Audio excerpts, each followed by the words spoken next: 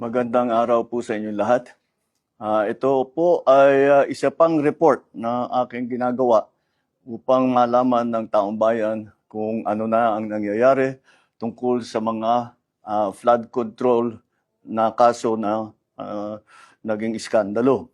At kung ano ang mga ating nagawa upang mapanagot ang mga may kagagawan nito.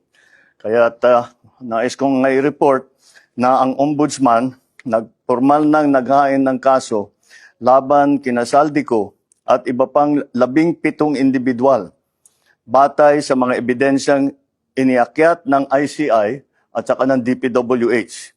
Hindi po ito haka-haka, hindi po ito kwento. Ito po ay tunay na ebidensya.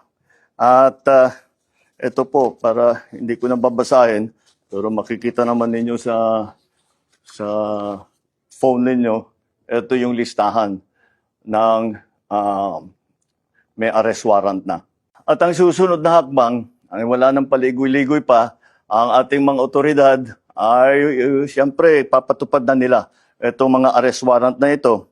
Aarestuhin na sila, ihaharap sa korte at pananagutin sa batas. Walang special na pagtrato, walang sinasanto. Ako ang nagsimula nitong lahat. Ako ang magtatapos. Kaya't asahan po ninyo na wala pong tigil itong aming ginagawa. At kahit na parang napakatagal ang dumaan na panahon, ako'y nagpapasalamat sa pasensya ng ating mga kababayan.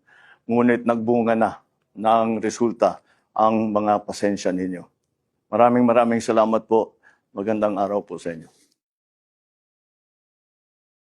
Magandang araw po sa inyong lahat.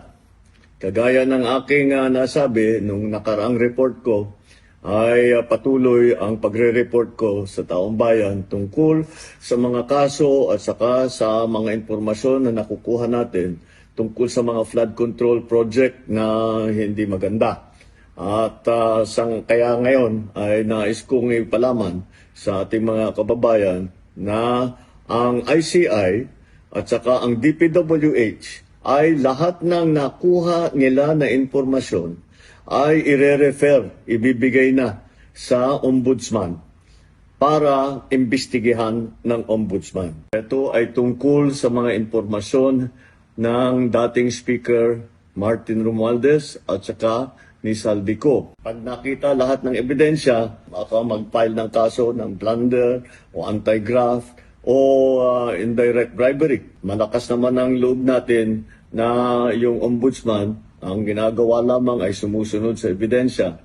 At kung saan tayo dinadala ng ebidensya, doon pupunta ang ating investigasyon. Maraming salamat po. Magandang araw po sa inyo lahat.